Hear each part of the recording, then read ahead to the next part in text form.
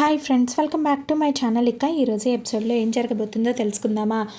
శివనారాయణ ఒక్కసారిగా order cancel చేసినందుకు, దీప మీద విరుచుకుపడినందుకు దీప అయితే చాలా బాధపడుతూ బయటకు వచ్చి ఆలోచిస్తూ ఉంటుంది. అప్పుడే అక్కడికి కార్తీక్ దశరథ కూడా వస్తారు. ఏమ్మా దీప, బాధపడుతున్నావా అని చెప్పి అంటూ ఉంటే, అది కాదు నాన్న, అసలు ఇదంతా ఎలా జరిగిందో నాకు అర్థం కావట్లేదు. ఆ మేనేజర్ గాడు 60 రూపాయలే ప్లేటు అని చెప్పి నాకు చెప్పాడు నాన్న అని చెప్పి కనడంతో, అమ్మ దీప, ఇదంతా జోష్న ఆడించిన నాటకం అని చెప్పి జోష్న వంశీ వైపు చూసి సైగ చేసేటప్పుడు నాకు అర్థమైంది అని చెప్పి దశరథ అయితే జరిగిందంతా కూడా చెప్తూ ఉంటాడు. అంటే సైగ చేయడం నువ్వు చూసావన్నమాట అని చెప్పి అంటూ ఉంటాడు కార్తీక్. అస్తమానం జోష్న మేనేజర్ మీద కోప్పడుతుంటే, మేనేజర్ వంశీ జోష్నకు ఇష్టం లేదనుకున్నాను, అంతేకాని ఇదంతా జోష్న ప్లాన్లో భాగమని నేను అర్థం చేసుకోలేకపోయాను అని చెప్పి కార్తీక్ దీప ఇద్దరు కూడా ఒకరి మొక్కలు ఒకరు చూసుకుంటూ ఉంటారు. దీప, ఇవన్నీ కూడా కార్పొరేట్ పాలిటిక్స్, నువ్వు అర్థం చేసుకొని ముందుకు వెళ్ళాలి. అమాయకంగా ఇలాగే ఉంటే అందరూ నిన్ను తొక్కేస్తారు. నీ ప్రాబ్లం నాకు అర్థమైందమ్మా. నీకు నేను కానీ కార్తీక్ కానీ ఏ రకంగానూ హెల్ప్ చేయలేము. అలాగని నువ్వు ఇక్కడ ఎవరిని నమ్మలేవు. ఇప్పుడు నీకంటూ నీ అవసరాలను తెలుసుకొని నీ ప్లాన్స్ అన్నీ కూడా పర్ఫెక్ట్గా అమలు చేసే ఒక పర్ఫెక్ట్ మనిషి కావాలి నీకు అని చెప్పి అంటూ ఉంటాడు. దశరథ అయితే, ఇదిగో జోష్న కండిషన్ పెట్టింది కదా, ఆ కండిషన్ వల్ల నేను మనలో ఎవరు కూడా సహాయం చేయకూడదు అని చెప్పింది కదా, తన కోసం తన కింద పనిచేసే వాళ్ళని పెట్టొద్దు అని చెప్పలేదు కదా. చూడమ్మా దీప, పై స్థాయిలో ఉన్న వ్యక్తులు ఎవరు వాళ్ళ పని వాళ్ళే చేసుకోరు. వాళ్ళ పనులు చేయడానికి పిఏనో లేకపోతే పర్సనల్ అసిస్టెంట్నో లేకపోతే మేనేజర్నో ఎవరో ఒకరిని నియమించుకుంటారు. అలాగే ఈ పనులు చేయడానికి కూడా, అలాగే నీకు వచ్చిన మెయిల్స్ అన్నీ అటెంప్ట్ చేయడానికి కూడా నువ్వు కూడా ఒక పిఏని అపాయింట్ చేసుకో అని చెప్పి చెప్పడంతో ఆ మాటలు విన్న దీప అయితే అలాగే చూస్తూ ఉంటుంది దశరథ వైపు. కానీ చేయించడం కూడా తెలియాలి దీప, మాట్లాడడం కాదు, తెలివిగా మాట్లాడడం తెలియాలి అంటూ దీప కార్తీక్ ఇద్దరు కూడా సలహాలు ఇస్తూ ఉంటారు. దీప, ప్రతిసారి నేను పక్కన ఉండొచ్చు లేకపోవచ్చు, నీకు ధైర్యం చెప్పి నీకు సహాయంగా ఉండే మనిషి ఖచ్చితంగా అవసరం.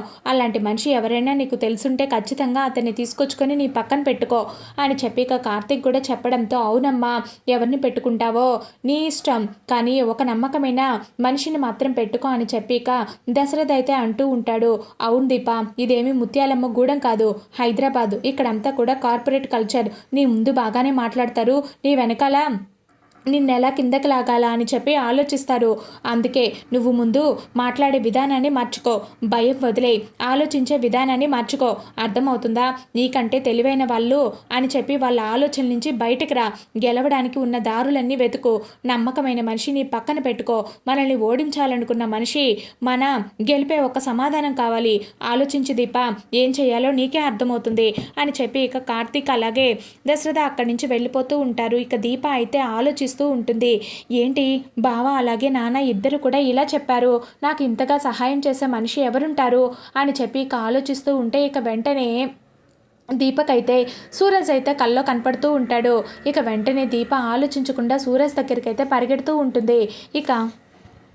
సూరజ్ దగ్గరికి వెళ్ళి దీప కూడా జరిగిందంతా చెప్పి, సూరజ్ ప్లీజ్ నాకు హెల్ప్ చేయవా, నా దగ్గర పిఏగా నువ్వు పని చేయవా అని చెప్పి అంటూ ఉంటే, దీప గారు, మీరు నన్ను అడగడంలో తప్పులేదు, కానీ నా మైండ్ సెట్ ప్రకారం నాకు ఇలాంటి ఉద్యోగాలు ఏవి కూడా సెట్ కావు అని చెప్పి అంటూ ఉంటే, లేదు లేదు సూరజ్, నేను నా తెలివిని నిరూపించుకోవాలి, కేవలం నా దగ్గర 2 వారాలు మాత్రమే ఉన్నాయి, దయచేసి ఈ 2 వారాల కోసం మాత్రమే నువ్వు నా దగ్గర పనిచేస్తే చాలు అని చెప్పి అంటూ ఉంటే, చూడండి మీరు ఇంత అమాయకంగా మాట్లాడుతున్నప్పటికీ కూడా నేను మీకు ఓకే చెప్పలేకపోతున్నాను. కార్తీక్ గారు జోష్న విషయంలో నాకు చాలా హెల్ప్ చేశారు, ఆ కృతజ్ఞత నాకుంది, కానీ ఇప్పుడు నేను సెటప్ చేసుకున్న ఇదంతా కూడా వదిలేసి మళ్ళీ నేను ఆ కార్పొరేట్ కల్చర్కి అలవాటు పడాలనుకోవట్లేదు. నేను ఈ ఫీల్డ్లో సక్సెస్ అవుతానో సక్సెస్ కానో నేను చెప్పలేను, కానీ దయచేసి ఇలాంటి ఉద్యోగాలు చేయడం మాత్రం నాకు అస్సలు ఇష్టం లేదు.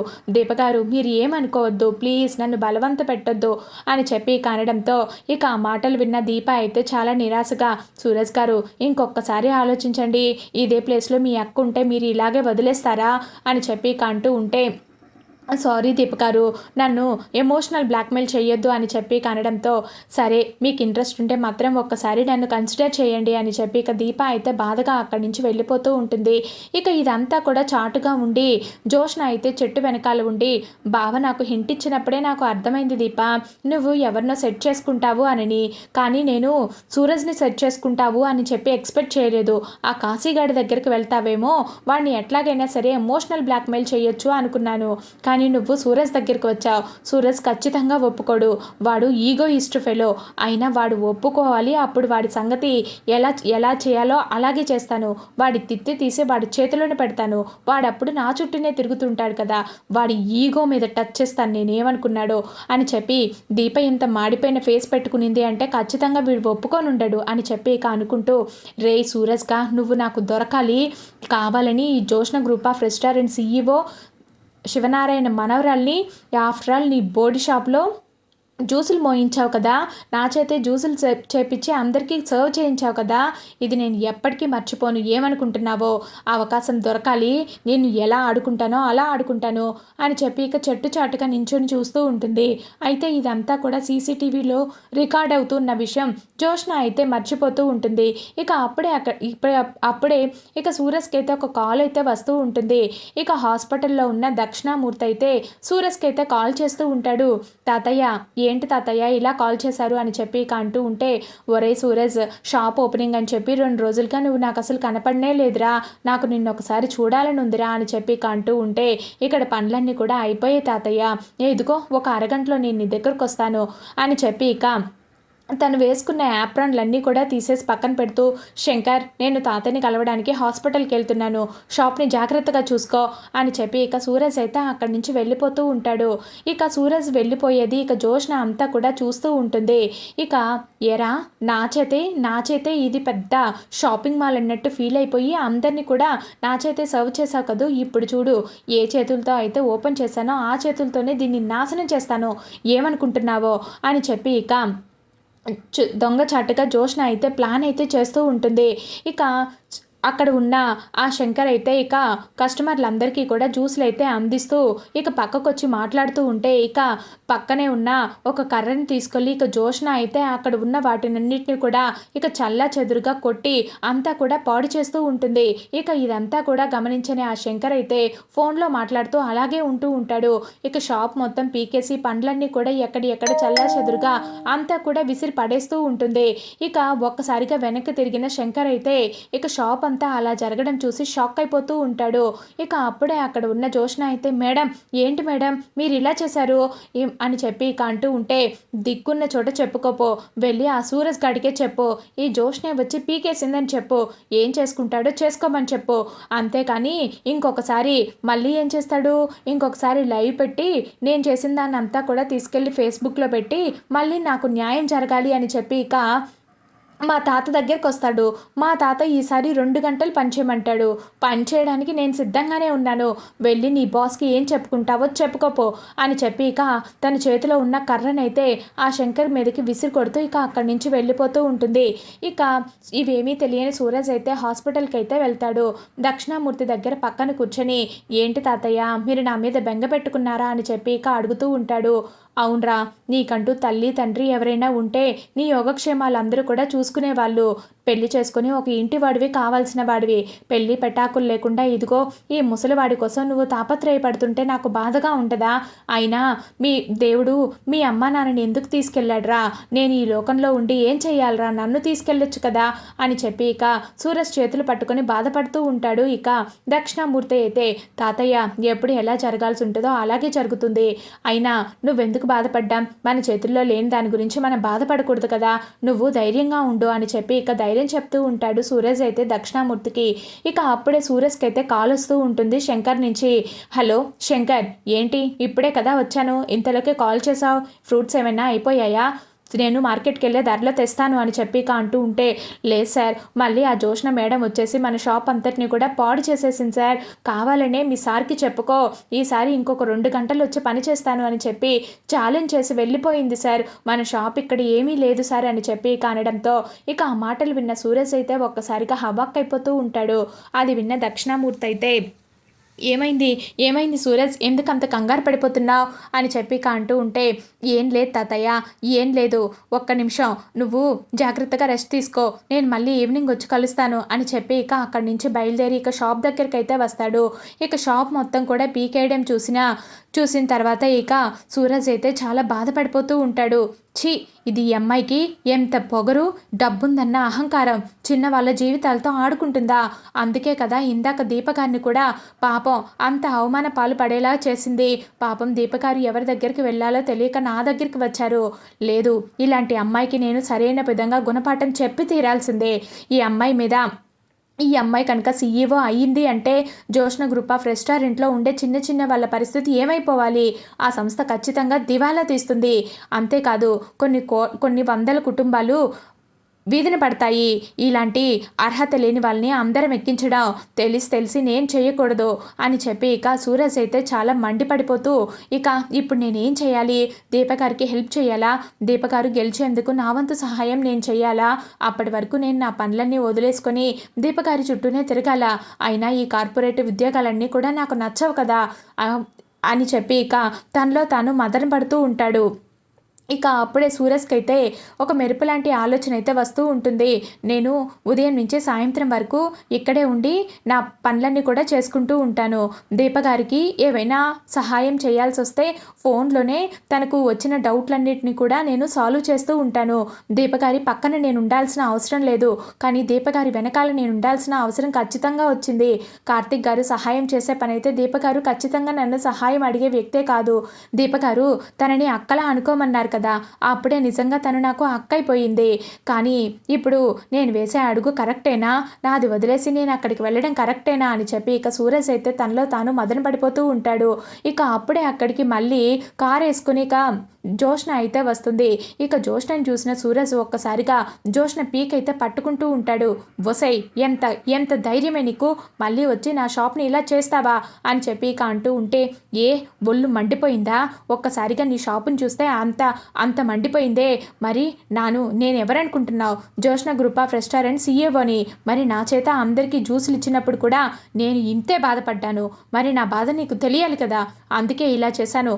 నీకు దిక్కున్న చోట చెప్పుకోపో అని చెప్పి ఇక కారులో కోపంగా అక్కడి నుంచి వెళ్ళిపోతూ ఇక అక్కడే ఉన్న బురద నీళ్ళైతే సూరజ్ మీద కొట్టడంతో ఇక సూరజ్ అయితే ఒక్కసారిగా హవ్వాక్కైపోతూ, లేదు నేను ఖచ్చితంగా ఇప్పుడు ఆ దీపకారికి హెల్ప్ చేయాల్సిందే, ఈ పొగరుతనాన్ని దించాల్సిందే నేను అని చెప్పి ఇక సూరజ్ అయితే ఇక ఇంటికెళ్ళి బట్టలు మార్చుకొని ఇక నీట్గా బట్టలు వేసుకొని ఇక జోష్న గ్రూప్ ఆఫ్లోకి ఎంటర్ అవుతూ ఉంటాడు.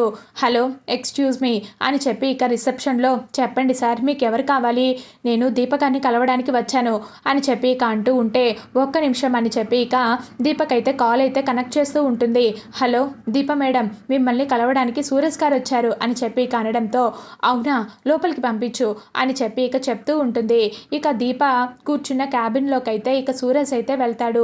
సూరజ్, నువ్వా నా దగ్గర పని చేయడానికి వచ్చావా అని చెప్పి ఇక అంటూ ఉంటే, అవును మేడం, నీ దగ్గర పని చేయడమే కాదు మిమ్మల్ని గెలిపించడానికే వచ్చాను. జోష్న గ్రూప్ ఆఫ్ రెస్టారెంట్ కాబోయే సీఈఓగా మీరు ఖచ్చితంగా నెగ్గి తీరుతారు, అందుకు హామీ నాది అని చెప్పి ఇక అనడంతో ఇక ఆ మాటలు విన్నా దీప అయితే చాలా సంబరపడిపోతూ ఉంటుంది. సూరజ్, నాకు ఈ ఫైల్స్ ఎలా ఓపెన్ చేయాలో, ఈ ల్యాప్టాప్ని ఎలా ఆపరేట్ చేయాలో, ఈ ఇంగ్లీష్లో ఉన్నవన్నీ ఎలా చదవాలో నాకు అర్థం కావట్లేదు. నేను కేవలం ముత్యాలమ్మగూడెంలో 5వ తరగతి వరకు మాత్రమే చదివాను. ఆ తర్వాత మా నాన్నకి హోటల్ పనుల్లో హెల్ప్ చేస్తూ ఉన్నాను. నాకు హోటల్ గురించి బాగా తెలుసు. దేంట్లో ఉప్పు ఎంత ఎక్కువ వేయాలి, దేంట్లో కారం ఎంత ఎక్కువ వేయాలి, ఏ డిష్ ఎలా వండాలో, ఏ విధంగా వండాలో నాకు అన్నీ తెలుసు. కానీ ఈ కంప్యూటర్కి సంబంధించి నాకు ఏమీ తెలియట్లేదు.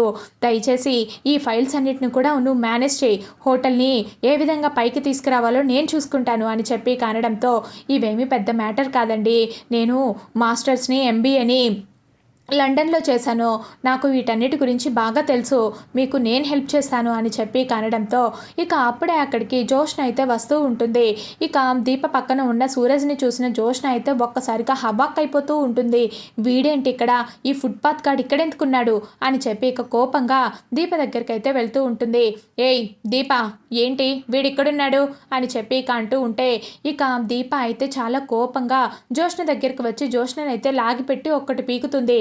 ఏంటి వాడు వీడు అంటున్నావు, ఫుట్పాత్ గార్డ్ అంటున్నావు, ఎవరతను, నా పిఏ అని చెప్పి ఇక అనడంతో ఇక ఆ మాటలు విన్న జోష్న అయితే ఒక్కసారిగా హబాక్కైపోతూ ఉంటుంది.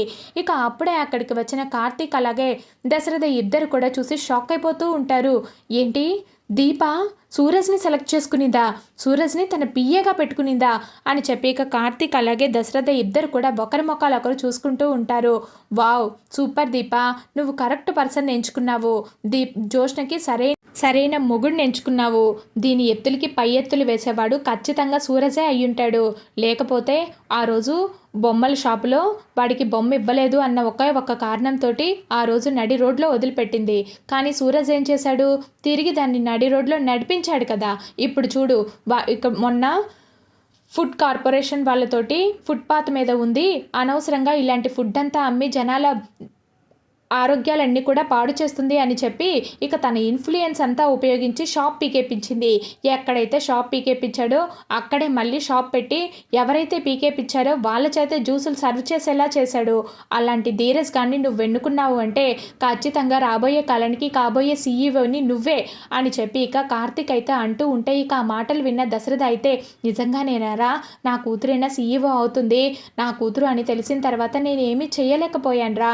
కనీసం సూరజ్ వల్ల అయినా సరే దీపకు దక్కాల్సిన గౌరవం దక్కితే అంతకు మించిన ఆనందం నాకేమీ లేదురా అని చెప్పి ఇక చూసి ఆనందపడిపోతూ ఉంటాడు. జరగబోయేది అదే మావయ్య, జోష్న కౌంట్ డౌన్ స్టార్ట్ అయ్యింది అని చెప్పి ఇక అంటూ ఉంటే ఇక వెనక్కి తిరిగిన జోష్న అయితే కార్తీక్ దశరథని చూసి ఒక్కసారిగా షాక్ అయిపోతూ ఉంటుంది. ఓహో ఏంటి చిన్న మేడం గారు దెబ్బ అదుర్సా అని చెప్పి ఇక అంటూ ఉంటే ఏంటి బావా ఇదంతా నీ ట్రైనింగే కదూ అని చెప్పి ఇక అంటూ ఉంటే ఏంటో పెద్ద మేడం గారు కొన్ని అలా జరిగిపోతూ ఉంటాయి. నేను దీపకి ఒక రకంగా హెల్ప్ చేద్దామని చెప్పి హింట్ ఇచ్చాను. కానీ దీప ఏకంగా తన పక్కన ఒక చాకు లాంటి కుర్రాడిని తీసుకొచ్చుకొని పెట్టుకుంది. ఇక నీ ఆటలు సాగనట్టే అని చెప్పి ఇక అంటూ ఉంటే ఛీ, ఈ ఇంట్లో వాళ్ళే నాకు సపోర్ట్ చేయడం మానేశారు, ఇక నేను ఒక్క క్షణం కూడా ఉండను అని చెప్పి ఇక జోష్న అయితే కోపంగా ఇంటికైతే వెళ్ళిపోతూ ఉంటుంది. ఇక ఇంటికి వెళ్ళిపోయి కోపంగా హాల్లో అయితే కూర్చుంటుంది. అప్పుడే అక్కడికి సుమిత్ర అలాగే పారిజాతం ఇద్దరు కూడా వస్తూ ఉంటారు. వసే మనవరాలా ఏంటే అలా కూర్చున్నావు అంత దిగాలుగా అని చెప్పి ఇక అంటూ ఉంటే ఇక అది చూసిన సుమిత్ర అయితే ఏంటమ్మా ఏమైంది అని చెప్పి ఇక అంటూ ఉంటే చూడు మమ్మీ, ఆ దీప ఆఫీస్లో ఏం చేసింది, ఒక పెద్ద కంపెనీ నుంచి ఆర్డర్ వచ్చింది. వాళ్ళేమో 150 రూపాయలకి ప్లేట్ మీల్స్ కావాలి అని అంటే అది అంతా కూడా ఇంగ్లీష్లో వాళ్ళు మెయిల్ చేశారు. ఈవిడ గారికి ఇంగ్లీష్ చదవడం రాదు కదా, అందుకని చెప్పి అది మొత్తాన్ని కూడా క్యాన్సిల్ చేసేసింది. అది తెలిసి తాత బాగా తిట్టాడు. ఆ తర్వాత ఏమనుకునిందో ఏమో నా చేత మొన్న ఇంటి దగ్గరికి వచ్చి సారీ చెప్పించుకోవడానికి వచ్చాడు కదా, ఆ సూరజ్ గారిని తీసుకొచ్చుకొని తన పక్కన పిఏగా పెట్టుకునింది మమ్మీ. ఛీ, ఆ వెధవని నువ్వెందుకు పిఏగా పెట్టుకున్నావంటే నా ఇష్టం అని చెప్పి నన్ను లాగిపెట్టి ఒక్కటి పీకింది మమ్మీ అని చెప్పి ఇక జోష్న అయితే లేనిపోనివన్నీ కూడా కల్పించి ఇక దీపం మీదకు చెప్తూ ఉంటే ఇక అది విన్న సుమిత్ర అలాగే పారిజాతం ఇద్దరు కూడా కోపంతో రగిలిపోతూ ఉంటారు. అప్పుడే అక్కడికి వస్తూ ఉంటారు దశరథ అలాగే కార్తీక్, దీప అందరూ కూడా నవ్వుకుంటూ లోపలికి వస్తూ ఉంటే ఇక అది చూసిన సుమిత్ర అయితే ఆగండి అని చెప్పి ఇక గట్టిగా అరుస్తూ ఉంటుంది. ఇక అది చూసిన సుమిత్ర దశరథ అయితే ఏమైంది సుమిత్ర అని చెప్పి ఇక అంటూ ఉంటే ఏ దీప నువ్వెందుకు జోష్నని కొట్టావంట, అయినా తప్పు నీ దగ్గర పెట్టుకుని జోష్నని ఎందుకు కొట్టావు, అయినా జోష్నకి నచ్చిన వాడిని తీసుకొచ్చి నువ్వు నీ పియ్యగా ఎందుకు పెట్టుకున్నావు అని చెప్పి ఇక అంటూ ఉంటే సుమిత్ర ఇవన్నీ కూడా ఆఫీస్ వ్యవహారాలు, ఆఫీసులోనే వదిలేయాలి, దయచేసి అది సీఈఓకి మధ్య జరుగుతున్న పోటీ, నువ్వు మధ్యలోకి రాకు అని చెప్పి ఇక సుమిత్ర చెయ్యి పట్టుకొని ఇక దశరథ అయితే పైకైతే తీసుకెళ్ళిపోతూ ఉంటాడు. ఒసై పాపిష్టిదానా, అయినా ఎందుకే నువ్వు నా మనవరాల మీద పడి ఇలా ఏడుస్తున్నావు, ఆ సూరజ్ గారిని మళ్ళీ తగిలించుకున్నావా, వాడు తగిలించుకుంటే వదిలించుకునే రకమే కాదే, అయినా నీకు చెప్పాను కదా వాడికి కాస్త దూరంగా ఉండవే అని చెప్పి ఇక అంటూ ఉంటే ఏంటి పారు పార్టీ మార్చేసావా అని చెప్పి ఇక కార్తీక్ అయితే తిడుతున్న పారిజాతం దగ్గరికి అయితే వస్తాడు. ఓ ఇప్పుడు నేను దీపని సమర్థించాలి కదా, జోష్నని తిట్టాలి కదా అని చెప్పి ఇక ఇప్పుడు కనుక నేను జోష్నని వెనకేసుకొచ్చానంటే వీడికి ఖచ్చితంగా అనుమానం వస్తుంది అని చెప్పి ఇక జోష్న దగ్గరికి వెళ్ళి లాగిపెట్టి ఒకటి పీకుతుంది. ఏమే నా మనవరాలంటే నీకు అంత లోకం అయిపోయిందా, దాని ఇష్టం వచ్చింది చేసుకుంటుంది, నీ ఇష్టం వచ్చింది కూడా నువ్వు చేసుకో, చాతనైతే సీఈఓ పోటీలో గెలిచి చూపించవే. అమ్మా దీప అది అన్న మాటలకి నువ్వేం పట్టించుకోకమ్మా, అసలే కడుపుతో ఉన్నదానివి, ఇలాంటి బౌటీల గురించి ఎక్కువగా ఆలోచించి టెన్షన్ పెట్టుకోకు, దా జ్యూస్ ఇస్తాను, ఇలారా కూర్చో అని చెప్పి ఇక లేనిపోని ప్రేమంతా కూడా దీప మీద ఒలకబోస్తూ ఉంటుంది.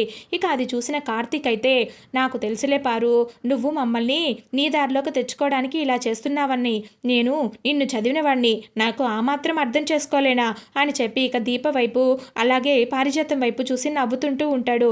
ఇక పారిజాతం మాత్రం, ఒసేయ్ పాపిష్టిదానా, నా మనవరాల్ని నా చేతే కొట్టించావు కదే, ఉండు నీ సంగతి చెప్తా అని చెప్పి ఇక లోపలే తిట్టుకుంటూ ఉంటుంది పారిజాతం అయితే. ఇది ఫ్రెండ్స్, నచ్చితే ఖచ్చితంగా సబ్స్క్రైబ్ చేసుకుని పక్కన ఉన్న బెల్ సింబల్ని మాత్రం యాక్టివేట్ చేసుకోవడం మర్చిపోవద్దు. అలాగే మీకు ఎలా అనిపించిందో ఖచ్చితంగా కామెంట్ రూపంలో తెలియచేయండి.